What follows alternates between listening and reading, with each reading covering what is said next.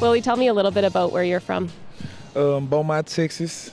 So a little warmer. Oh yeah, a lot warmer. I'm thinking like yesterday it was like 82, something like that. So yeah, it's always warmer in Texas when it starts to get cold here. I'm saying like around Thanksgiving and stuff, it's usually like 75. So it's still like a nice day outside.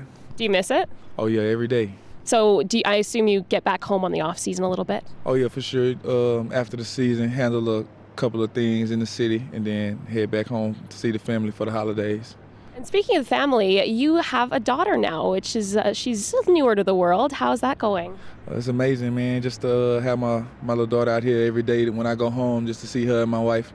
It's amazing. You know, a lot of players don't get to do that during the seasons because, like, you know what I'm saying, their families are back home, either like kids and stuff like that in school, or, you know what I'm saying, like families just doing stuff at home to take care of stuff at home. But just had the opportunity to have my wife and my daughter out here with me this season. That's very sweet. So Halloween is coming up. Are you dressing up your daughter for Halloween? Oh, for sure.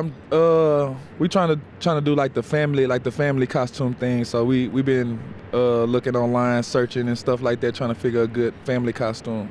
So what's more difficult, parenting or football? Football.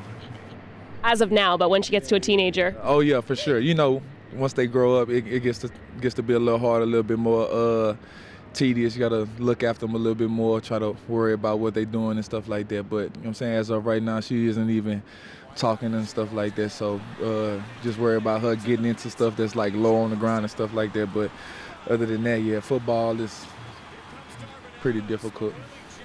Well, speaking of the game, I mean, you've taken on a leadership role in this team. You can see it really at the beginning of every game. How did that come to be, and how is that going with the guys? I'm saying it's just something you step into. Me being the person I am on this team, and me being a part of the legacy Coach Jones has with this defense is coming into this season. I feel like I just had to step into that leadership role, and then like before every game is just I feel like it's just something I gotta say to the boys before we step out and get on the field, and it's just become one of those things. Like every game, I just step out there, say what I gotta say, and it's never written down or, you know what I'm saying, scripted and stuff like that. It's always from the heart of how we feeling right before the game, and then it just comes out the way it does, and then we just come out and be ready to play. And I mean, how do you keep them pumped up all the time? I mean, it must be difficult, especially, you know, if they're down. How do you keep them on top of their game? I'm saying like that's just one of those things that come with being a leader.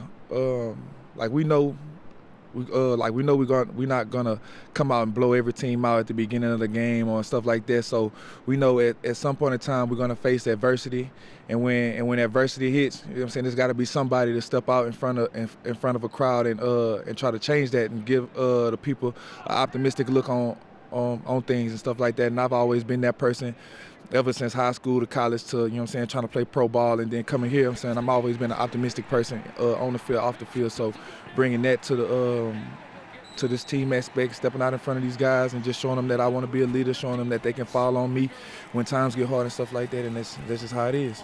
And speaking of the fans, I mean, I'm sure you see them around town. What is the most often thing you are asked by your fans? Oh, take a picture or ask for an autograph, or if not, they always ask me how tall I am, or, you know what I'm saying, now that I have my wife and my baby out here, like they always want to like take a picture with with me and my wife or the baby or stuff like that, or they want to just like try to grab for the baby and stuff like that. So, you know what I'm saying, it's just, they love it. Yeah, just part of being a leader in the community and stuff like that.